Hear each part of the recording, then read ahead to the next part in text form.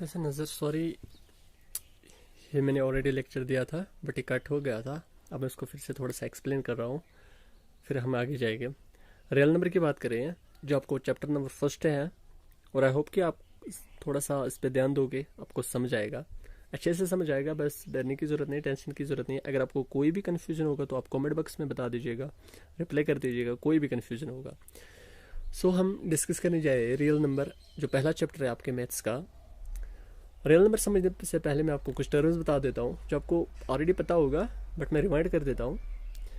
पहली टर्म है whole number. Whole number आपको पता है, ऑल वो नंबर्स जो हम जीरो से स्टार्ट करते हैं, ठीक है, जो हम जीरो से स्टार्ट करते हैं, zero to infinity, 0 1 2 3 so on, जितने भी नंबर्स हैं उनको होल नंबर कहते हैं। लेकिन स्टार्ट कहाँ से होते हैं? Whole number. और नेचुरल नंबर वो नंबर्स होते हैं जो 1 से स्टार्ट होते हैं, ये भी आपको पता है। लेकिन यहाँ से आपको एक ऑब्जेक्टिव आता है, आ पाएगा। ऑब्जेक्ट्स की शायद भी आते हैं 1 मार्क्स के ऑब्जेक्ट। यहाँ पे अगर आपको ऑब्जेक्ट आएगा, यहाँ से हमें कंक्लूजन होता है एक, ठीक है, यहाँ से एक कंक्लूजन हमें मिलता है। एक सेकेंड, यहाँ से हमें कंक्लूजन मिलता है कि नेचुरल नंबर 1 से स्टार्ट होता है इन्फिनिटी से, होल नंबर स्टार्ट होता है 0 से। अगर यहाँ से देखें, यहाँ पर भी 1, यहाँ पर भी 1, यहाँ 2, यहाँ 2, दैट मीन्स ये सारे नंबर यहाँ पर इन्फिनिटी तक ये इसमें है। तो यहाँ से मैं कंसेप्ट एक कंक्लूड कर रहा हूँ, ऑल, ये ऑब्जेक्ट आएगा कि ये राइट है या फॉल्स है। ऑल नेचुरल नंबर्स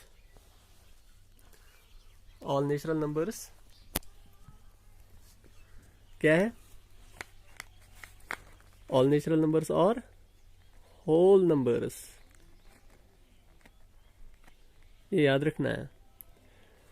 सारे नेचुरल नंबर होल नंबर होते हैं, बट रिवर्स ठीक नहीं है। मतलब रिवर्स का मतलब बट ऑल होल नंबर्स और नॉट नेचुरल नंबर्स, ठीक है, याद रखना है। सारे नेचुरल नंबर होल नंबर है, लेकिन सारे होल नंबर जरूरी नहीं है कि वो नेचुरल नंबर होगी, क्योंकि इसमें जीरो भी लाई करता है, इसमें जीरो नहीं लाई करता है। पहला ऑब्जेक्टिव है। इसके बाद है रेशनल नंबर। रेशनल नंबर समझना जरूरी है। रेशनल नंबर आमतौर पर अगर मैं आपको बताऊंगा, आप बताओगे सर P/Q जो आपको मतलब P/Q के फॉर्म में होगा, but Q is not equal to 0, वो होता है नेचुरल नंबर, रेशनल नंबर। तो आप मुझे बता दीजिए फिर कि अगर आप ये बता रहे हो कि 7/1, देखो 7/1, ठीक है, वो है P/Q के फॉर्म में। यहाँ पर अगर देखिए 1 0 के बराबर नहीं है तो बोलेगी रेशनल नंबर की डेफिनेशन है जो P/Q के फॉर्म में होगा, और Q is not equal to, ये आप बोल रहे हो, लेकिन मैं बोल रहा हूँ कि ये डेफिनेशन गलत है। क्यों है गलत? क्योंकि अगर मैं बात करूँ पाई की, पाई का वैल्यू आपको पता होगा 22.7 होता है, 22/7 होता है। जब हम उसको डिवाइड करते हैं तो ये आता है 3.141414, सो ऑन, ये खत्म नहीं हो जाता है। लेकिन अगर ये यहाँ पे देखिए कि P/Q की फॉर्म है ना, Q 0 के बराबर नहीं है, तो ये भी रेशनल नंबर होना चाहिए, बट उसको हम नहीं बोलते रेशनल नंबर। क्यों ये देखना है हमें। सो डेफिनेशन, असल में डेफिनेशन क्या है रेशनल नंबर की? वो है वो नंबर, ये वो नंबर होते जो टर्मिनेटिंग होते हैं। टर्मिनेटिंग मतलब जो खत्म हो जाएगी। जब हम डिवाइड करेंगे दो टर्म्स के बीच में, वो खत्म होनी चाहिए, उनका डिवीजन होना चाहिए, मतलब रिमाइंडर 0 आना चाहिए। एंड नॉन रिपीटिंग, जब डिवाइड करेंगे तो रिपीट नहीं होना चाहिए। मिसाल के तौर पर, एग्जाम्पल के इसी पे हम मतलब क्यों बताते हैं कि पाई जो है ये इरेशनल नंबर है। जब हम इसको मतलब डिवाइड करते हैं ना, ये आता है 3.141414, सो ऑन। ये नॉन टर्म, ये क्या है? नॉन टर्मिनेटिंग, खत्म नहीं होता है, तो खत्म होना चाहिए, ये खत्म नहीं होता है। उसके बाद क्या होना चाहिए? नो रिपीटिंग, मतलब रिपीट भी नहीं होना चाहिए। यहाँ पर देखिए 14141414, सिर्फ 1414 मतलब रिपीट होता है, रियल नो रिपीटिंग होना चाहिए। सो असल में जो डेफिनेशन है वो है रेशनल नंबर और those numbers who are terminating, ठीक है, और क्या है? जो नो रिपीटिंग है, ठीक है। इसके बाद अगर बात करेंगे रेशनल नंबर की, रेशनल नंबर क्या होता है? इसके रिवर्स, रेशनल नंबर के रिवर्स, ठीक है, रेशनल नंबर के रिवर्स होता है, ठीक है। मतलब इसमें क्या होता है, और जो इरेशनल नंबर मतलब जो नॉन टर्मिनेटिंग होता है, जो रिपीटिंग होता है, ठीक है। इसके बाद है व्हाट आर इंटीजर्स। इंटीजर्स सारे रियल नंबर होते हैं। अब रियल नंबर की बात मैंने नहीं की है, बट सारे जो इंटीजर्स होते हैं ना, मतलब रियल नंबर्स होते हैं। इसमें पॉजिटिव आते हैं, नेगेटिव आते हैं, रेशनल, नेचुरल, लेकिन एक्सेप्ट फ्रैक्शंस, फ्रैक्शन की बात यहाँ पर। अब फ्रैक्शन की बात मान लो कि मैं ले रहा हूँ ये 10/7 है, यहाँ पर मैं लेता हूँ 10/2 में मान लेता हूँ कि ये भी फिर फ्रैक्शन है। नहीं, 2 1 2 5 से खत्म हो गया। फ्रैक्शन का मतलब होता है असल में जिसको हम नंबर लाइन पे रिप्रेजेंट नहीं कर पाएंगे। फ्रैक्शन वो भी होते हैं, या दूसरे अंदाज से हम बोलेंगे कि फ्रैक्शन वो होती है जो खत्म नहीं हो जाएगी, जैसे कि पाई की बात करी मैंने, ठीक है। इसके बाद है रियल नंबर। रियल नंबर वो होता है जितने भी नंबर से integer, positive integer, negative integer, all the positive and negative integers are called real numbers, all the numbers including positive and negative integers.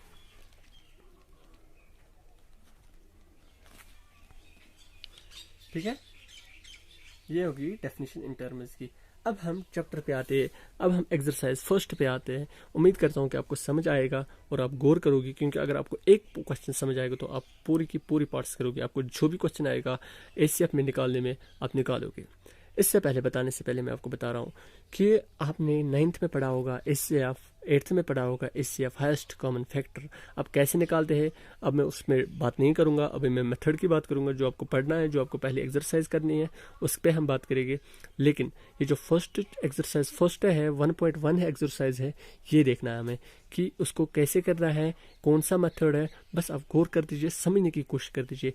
मैं बार बार बता रहा हूँ, अगर आपको समझ नहीं आएगा तो आप कमेंट कर दीजिए, कमेंट में बता दीजिए कि कोई कंफ्यूजन है, I will ask you. Okay, so जाने से पहले, डिस्कस करने से पहले, एक्सरसाइज को डिस्कस करने से पहले मैं मेथड के बारे में बताऊंगा। Euclid's division lemma, Euclid's division lemma. Euclid scientist का नाम था, डिवीजन पता है, डिवाइड है, लेमा मतलब ऑलरेडी प्रूव्ड है। मतलब इसका मतलब क्या है? देखो,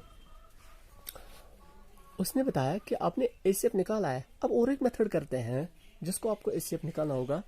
आपको जो भी क्वेश्चन आएगा, तो अगर आपको ये मेथड आ गया है यूज इक्विलिब्रियम डिवीजन लेमा, आप वो मेथड मत निकालो जैसे एसीएफ निकालते थे, 2 टर्म्स लगाते थे, बाद में कॉमन टर्म निकालते थे। ठीक है, वो नहीं करना है। यहाँ पे मेथड अगर आया होगा use equilibrium division lemma to find the HCF of, हाँ एचसीएफ कुछ टर्म्स का निकालना होगा, यूज करना होगा। ये मेथड वो कैसे करना है? लेमा का मतलब होता है ऑलरेडी प्रूव्ड। क्या होता है? Already proved. इसका मतलब क्या है ऑलरेडी प्रूव्ड? ऑलरेडी प्रूव मतलब उसने कहा है कि ये जो मेथड है उसको आपको उस पर शक करने की जरूरत नहीं है, प्रूव करने की जरूरत नहीं है, क्योंकि ये ऑलरेडी प्रूव्ड है। मिसाल के तौर पर हम जब लेते हैं a + b का होल स्क्वायर किसके बराबर होता है?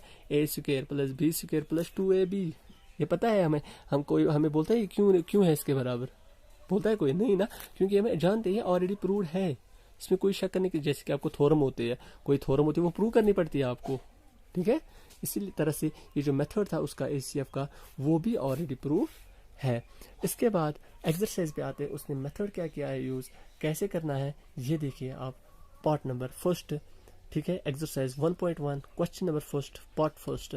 हमें यूज करना है यूक्लिड्स डिवीजन लेमा किसका? 135 एंड 235, और निकालना है हमें एचसीएफ।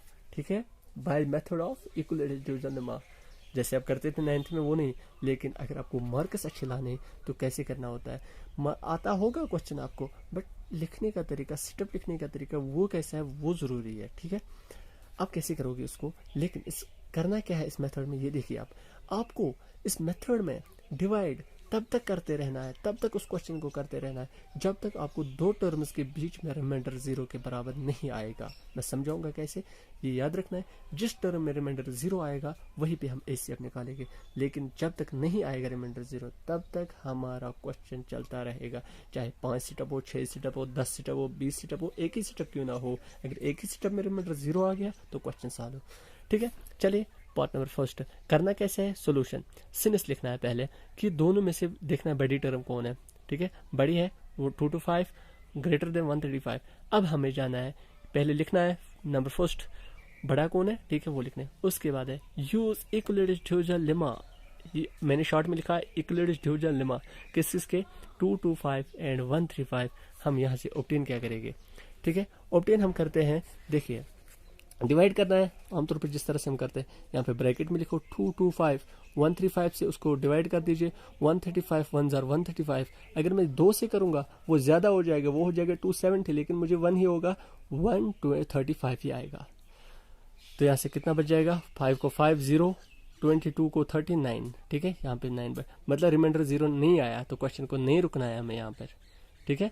135 से हमने डिवाइड किया 225 को, वहां से हमें रिमाइंडर 90 आ गया, तो क्वेश्चन यहाँ पे रुका नहीं क्योंकि रिमाइंडर 0 नहीं आया। तो स्टेप फर्स्ट में क्या लिखना है हमें, जब हमने किया use Euclidean division lemma of 135, कहाँ पे, यहाँ पे sorry, use Euclidean division lemma of 225 and 135, हमने ऑब्टेन क्या किया कि ये जो हमारा 225 है ये किसके बराबर है, 135 इंटू 1 हो गया 135 प्लस 90, दैट मीन्स यहाँ पर r 0 के बराबर नहीं है, ठीक है। अब चलना है हमें सेकंड सेटअप पे, फिर से यूज इक्विलेटरल डिवीजन लेमा अब करना है। अब हमें इन दोनों में नहीं करना है क्योंकि ये टर्म तो हमने खत्म कर दी है, हम उसको हमने स्प्लिट किया है। अब कौन बचा है 135, और यहाँ जो रिमाइंडर बचता है उसको खत्म करना है क्योंकि हमें तो रिमाइंडर 0 चाहिए, तो उसी को चेंज करना है हमें। अब हम करते हैं इक्विलेटरल डिवीजन लेमा ऑफ किस किसके 135 एंड 90, वही ऑब्टेन। चलिए यहाँ से 90 को हमें अब दूसरे सिस्टम में हमें क्या करना होता है, जो रिमाइंडर निकलता है ना उसको हमें बनाना पड़ता है डिवाइजर। डिवाइजर मतलब वो टर्म होती है जिससे हम डिवाइड करें। अब 90 से हमें डिवाइड करना है 135 को। 135 को अगर मैं करूँ 91 जार 90, 92 जार 180, लेकिन वहाँ यहाँ पर 135 ही है, तो मैं क्या करूँगा 90 इंटू 1 हो गया 90, तो यहाँ से कितना बचेगा रिमाइंडर 45। यहाँ पर भी रिमाइंडर 0 नहीं आएगा, नहीं आया तो स्टेप को क्वेश्चन को कंटिन्यू कमिंग टू हियर 135 किसके बराबर 90 इंटू 1 प्लस 45, यहाँ पर भी रिमाइंडर हमें 0 के बराबर नहीं आया। Coming to step third use equilateral division lemma, अब फिर से टर्म 135 चेंज हो जाएगी, दिस 90 और 45 वही ऑब्टेन 90 इक्वल्स टू 45, यहाँ पे देखिए 90 किसके बराबर 90, 45 से 45 जर भी 2 कितना हो गया 90, रिमाइंडर 0, यहाँ पर देखना 45 2 हो गया 90 plus remainder is equal to 0। समझ आ रहा है, यहाँ पर देखना है here r is equal to 0, ये देखना है जहां पर भी r हमें 0 बनता है वहीं से हमें HCF निकलता है। तो किस टर्म से हमें r 0 आ गया, जब मैंने डिवाइजर किसको लिया 45 तक पहुंच गया, सो जिससे हमें रिमाइंडर 0 बन जाता है वो हमारा HCF होता है। सो द HCF ऑफ किसका निकालना था हमें 135 एंड 225, 135 एंड 225 इज 45, ये है। इस तरह से आपको क्वेश्चन करना है, सॉल्व करना है, बहुत आसान है, बस थोड़ा सा बेसिक आपको समझना है कि कैसे करना है। अगर आपको पार्ट सेकंड की बात करेंगे हम, ठीक है, कि आपको समझ आता होगा, बस अगर कंफ्यूजन है तो बता दीजिए, ठीक है। Similarly we have part second 196 and 38220, 38220। Start क्या करना है, पहले बड़ी टर्म कौन है मैं ऐसे बताऊंगा, आपको करने की आप खुद करोगे, क्योंकि मैं आपको क्यों नहीं, मैं आपको सारे पार्ट करवा सकता हूँ, बट अगर आपको खुद प्रैक्टिस हो जाएगी वो इंपॉर्टेंट है। ट्राई करना, आप समझने की ये ज़्यादा जरूरत, बस ऊपर वाला मेथड यूज़ कर दीजिए, आपको समझ आएगा। मैं पहले क्या लिखना है since, this is greater than this, बाद में लिखना है 19 divide use equilateral division lemma of this and this, ठीक है। जब आप ये करोगे यूज मेथड, वहाँ से आपको देखना है रिमाइंडर क्या आएगा, उसको लिखना आपको। देखो आप मेथड खुद ही यूज करोगे तो मैं यहाँ से थोड़ा रफ करके रखूंगा 38220 196 होता है 195 में, बस ये दो ही बस सेटअप में हो जाएगा, ठीक है। तो मल्टीप्लाई कर दीजिएगा, अगर आप मल्टीप्लाई करोगे कर दीजिए मल्टीप्लाई, कैलकुलेटर होगा आपके पास, फोन होगा, 196 मल्टीप्लाइड बाय 195, ये इसके बराबर आता है, ठीक है। यहाँ से हमें रिमाइंडर 0 बनता है। तो यहाँ से कॉमन सेंस की बात है, यहाँ पे हमें क्या बनेगा, ये तो हमें एशिया भी बनेगा, ठीक है। समझ आ रहा है कि नहीं, ये आपको खुद करना है, क्या करना है, मेथड को से एक ही सेटअप में हो गया है। अगर आप इस तरह से नहीं कर पाओगे, अब ये डायरेक्ट में एक शॉर्ट में लिखा, चलो ये मेथड नहीं, थोड़ा सा मैं बढ़ाते हो आपके लिए। मैं पहले करूंगा 1 इन 2-3 टर्म्स की, ठीक है ना। पहले मैं 196 इधर भी 1 हो गया 196, देखो यहाँ पर थोड़ा आपको समझ नहीं आएगा, 38220 196 ठीक है ना। मैं करूँगा 196 इंटू 1 हो गया 196। अगर मैं ज़्यादा करूँगा वो ज़्यादा हो जाएगा, यू नो ना, वो आएगा 392, लेकिन यहाँ पे 3 से 82 ही है, तो वहाँ कितना बचेगा 12 6 6 18 9 9 2 के 192 बच जाएगा। ठीक है, तो अब देखना है उसको नहीं हो जाएगा, ऊपर से आएगा फिर से 2, अब उसको करना है। अब उसको करो, क्या करूँगा मैं, डिवाइड या मल्टीप्लाई क्या करूँगा उसको, ये इसके करीब आएगा। अगर 9 से करूँगा, 9 से किस जार बोलो, 9 से किस jar 54, 5 carry, 9 9 jar 81, 81 plus 5 that is 86। ठीक है, सिमिलरली वी गॉट इट, हमें क्या आएगा यहाँ पे, हम कर दीजिएगा 196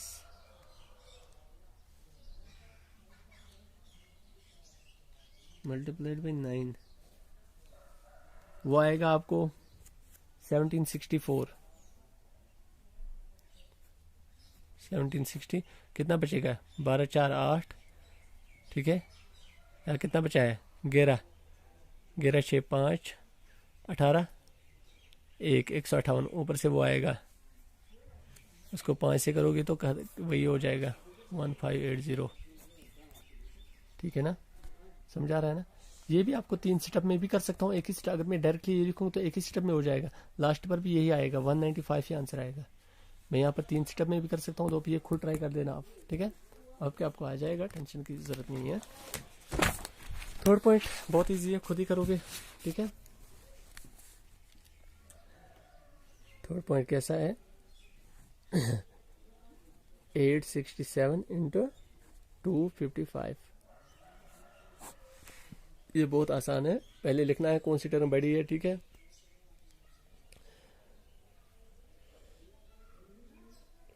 अब है question number 2, that is important question asked in money times in the exam. Show that, हमें देखना है, क्या दिखाना है हमें, एनी पॉजिटिव ऑड इंटीजर। पहले देखना क्वेश्चन को समझने की सबसे इंपॉर्टेंट चीज़ है। आप देखो कुछ लोग क्या होते हैं, वो खुद क्वेश्चन को ही डरते बोलते समझ नहीं आया क्वेश्चन। पहले आप जितना क्वेश्चन जब आप समझते हो ना, तो आपका हाफ क्वेश्चन खुद ही सॉल्व हो जाता है। ये समझना है, क्वेश्चन आपको समझ आएगा ना, तो आपका पूरा का पूरा क्वेश्चन सॉल्व हो जाता है। हमें क्या, देखो क्वेश्चन को समझना कैसे, क्वेश्चन बोल रहा है शो दैट, अब दिखाइए, क्या दिखाइए, any positive odd integer, any positive odd integer. एक तो हमें पॉजिटिव दिखाना है, उसके बाद वो ऑड होना चाहिए। ठीक है, पॉजिटिव भी होना चाहिए, ऑड भी होना चाहिए, और इंटीजर भी होना चाहिए। ठीक है,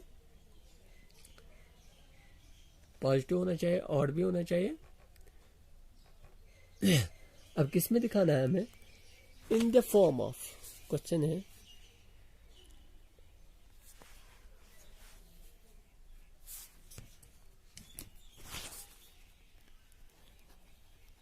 शो, चलो मैं क्वेश्चन आपके पास बुक होगी तो खुद पढ़ोगे आप, हमें देखना क्वेश्चन पढ़ना, फिर मैं बता रहा हूँ। Show that any positive odd integer, किस फॉर्म में, 6q+1 में दिखाना है, या 6q+3 में दिखाना है, या 6q+5 में दिखाना है। अब ये q यहाँ पे क्या है, ये बोल रहा है q सम कोई इंटीजर है। यहाँ पर मैं इस सवाल को हल करने से पहले मैं आपको एक टर्म बता देता हूँ, जिसको फंडामेंटल, जो मतलब इसकी थ्योरम है, ठीक है, यहाँ फंडामेंटल पॉइंट जो है वो याद रखना है हमें। अगर मैं मान लेता हूँ यहाँ पर, देखो एग्जांपल में क्वेश्चन सॉल्व करने से पहले मैं आपको, क्योंकि अगर आपको ये समझ आएगा तभी आप क्वेश्चन समझ पाओगे। ये मेरे पास 15 है, ठीक है, 15 है, उसको मैं 2 से डिवाइड करता हूँ, 2 7 जार हो गया 14, यहाँ पे 1 बच गया, मतलब 2 इंटू 7 हो गया 14 प्लस 1, दैट मीन्स मैं 15 किसके बराबर लिखूँ, जिस तरह से मैं उसमें क्वेश्चन फर्स्ट में किया वैसा ही है, 2 इंटू 7 प्लस 1। यहाँ पे याद रखना है, इसका मतलब क्या है, ये जो हम जिससे हम करते हैं डिवाइड, उसको कहते हैं डिवाइजर। ठीक है, ये क्या है, कोफिशिएंट,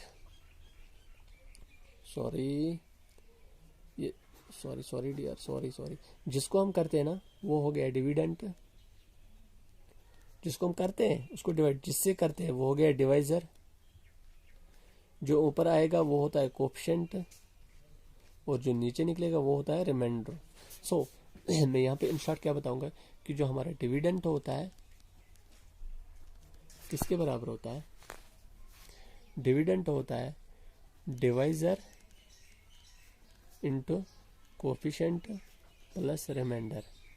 ये टर्म आपको बहुत ज़रूरी याद रखनी है, क्योंकि आपको सवाल करने से पहले, समझने से पहले आपको ये क्वेश्चन ज़रूरी, ये पॉइंट ज़रूरी याद रखना है, क्योंकि हमें इससे क्या कंक्लूड होता है। अगर आप देखेंगे यहाँ है 2 डिवाइजर रिमाइंडर 1 है, इसका मतलब अगर यहाँ पे 3 होता ना तो रिमाइंडर 2 भी हो सकता है, 1 भी हो सकता है, 0 भी हो सकता है, लेकिन 3 ही हो सकता है, क्योंकि 3 को 3 से कट जाता, 1 ही आ जाता। मतलब आपको एक टर्म याद रखनी कि जो रिमाइंडर होता है ना, रिमाइंडर जो होता है ना, वो हमेशा लेस देन, इक्वल नहीं, लेस देन होता है किससे? डिवाइजर से। मतलब अगर डिवाइजर 6 होगा, अगर डिवाइजर 6 होगा, रिमाइंडर 5 भी हो सकता है, 4 भी हो सकता है, 3 भी हो सकता है, 2 भी, 1 भी, 0 भी, लेकिन 6 नहीं हो सकता है, 7 नहीं हो सकता है। याद रखना है यहाँ पे। ये क्वेश्चन मैं क्यों बता रहा हूँ आपको भी समझा रहा हूँ।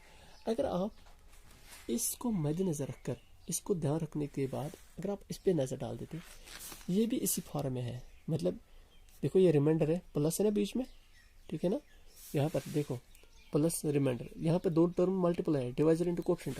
यहाँ मुझे बता सकती है कि ये क्या है? डिवाइजर इंटू कोएफिशिएंट प्लस 1, ये रिमाइंडर हो गया है।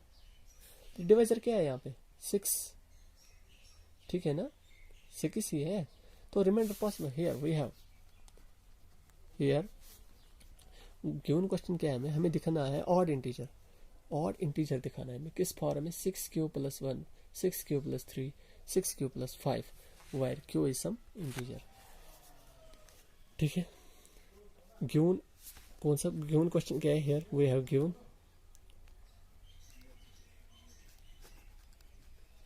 गिवन क्या है हमें? गिवन हमें मिला है 6q + 1, 6q + 3, 6q + 5। तो लिखेगी क्या सोल्यूशन में है जब आपको ये दिया है? ठीक है, जरा पॉसिबल रिमाइंडर्स मुझे बताइए क्या होगा। Possible remainders are, possible remainder क्या होगा मुझे बताइए। 6 डिवाइजर है, पॉसिबल रिमाइंडर क्या हो सकता है? 0 भी हो सकता है, 1 भी हो सकता है, 2 भी हो सकता है, 3 भी, 4 भी, 5 भी, लेकिन 6 नहीं, 7 नहीं। यहाँ पर देखिए 0 1 2 3 ये लिखना है, पॉसिबल रिमाइंडर्स 0 1 2 3 4। अब मुझे बताइए आप, जब मेरे पास व्हेन रिमाइंडर 0 के बराबर होगा, जब मैं रिमाइंडर 0 बराबर, तो क्वेश्चन क्या बनेगा? उसको मैं देखो, सपोज करो ये किसके बराबर है, क्वेश्चन क्या बनेगा फिर मुझे? 6q ही बनेगा, प्लस रिमाइंडर के बदले 0, ये 6q ही आया है। First point. सेकंड पॉइंट समझ आ रहा है कि नहीं? Second point, when r is equal to, या वहीं पे कामा करेंगे, जब r 1 के बराबर होगा तो क्वेश्चन क्या बनेगा? 6q + 1। जब r 2 के बराबर बनेगा 6q + 2। जब r 3 के बराबर बनेगा 6q + 3। जब r 4 के बराबर बनेगा 6q + 4। जब r 5 के बराबर बनेगा तो 6q + 5। ये तो रिप्रेजेंट रिमाइंडर करता है ना हमें। तो मुझे क्वेश्चन क्या करना है? मुझे इस फॉर्म में दिखाना है हमें। अब मैं एक काम करता हूँ, क्या काम करता हूँ तो देखिए आप हमें करना क्या है। इसमें हम क्या करेंगे, करने वाले हैं या करेंगे, ठीक है। मैं आपको थोड़ा सा, उसने आपके जो आपके मैथ्स में लिखा होगा, गाइड में लिखा होगा, वहाँ इसके बदले क्यू के बदले एम लिया होगा, लेकिन मैं आपको आसानी तरीका शॉर्ट में बताऊंगा, डायरेक्टली लिख में बताऊंगा कि ये बहुत आसान है, क्योंकि उसमें आपको रिप्रेजेंट एम से नहीं करना पड़ेगा। मुझे 3 देखो, अगर मैं बात करूँ यहाँ पे 0 है, यहाँ पे रिमाइंडर 0 है, यहाँ पे रिमाइंडर 1 है, यहाँ पे रिमाइंडर 2 है, यहाँ पे रिमाइंडर 3 है, यहाँ पे रिमाइंडर 4, यहाँ पे रिमाइंडर 5। हियर हमें क्या है? 6q, 6q + 2, 6q + 4, 6q + 6q + 2। यहाँ पर रिमाइंडर क्या है? 2, यहाँ पर 4, यहाँ पर 4, 0। ये सारे क्या है? Even integers. और इवन इंटीजर्स है ना, ये इवन इंटीजर, क्योंकि इनका रिमाइंडर वो इवन ही है। और इंटीजर्स, ठीक है, और इवन इंटीजर्स। सो जो बाकी रह गई, जो रिमेनिंग टर्म रह गई है, रिमेनिंग टर्म्स आर, रिमेनिंग कौन सी बची है? 6q + 1 जो बची है, 6q + 3, 6 प्लस 5, आर कौन सी है, पॉजिटिव, पॉजिटिव है ना, सारे पॉजिटिव है ना, ऑड भी है ना, 1 3 5 ऑड भी है ना, पॉजिटिव ऑड इंटीजर्स। ये हो गया क्वेश्चन, बस इतना ही है। अब अगर आप बोलेंगे कि नहीं गाइड में कुछ और लिखा है, वहां पे आपको क्या करना है, पहले ही substitute here, substitute Q equal to M के बराबर कर दो तो फिर क्वेश्चन हो जाएगा, बाद में लास्ट में वैल्यू दे दो। ठीक है, समझाया कि नहीं। ये हो गया क्वेश्चन नंबर 2। तो नेक्स्ट क्वेश्चन हम कल करेंगे और ये हो जाएगा, जल्दी जल्दी हो जाएगा, बस आज थोड़ा सा बिजी था, कल हम ये चैप्टर कंप्लीट करेंगे। ठीक है, आई होप कि आपको समझ आएगा, कोई भी कंफ्यूजन नहीं होगा। अगर कोई भी कंफ्यूजन होगा तो कमेंट में बता दीजिए और सब्सक्राइब कर दीजिए ताकि आपको नए वीडियोस मिलेंगे। Thank you.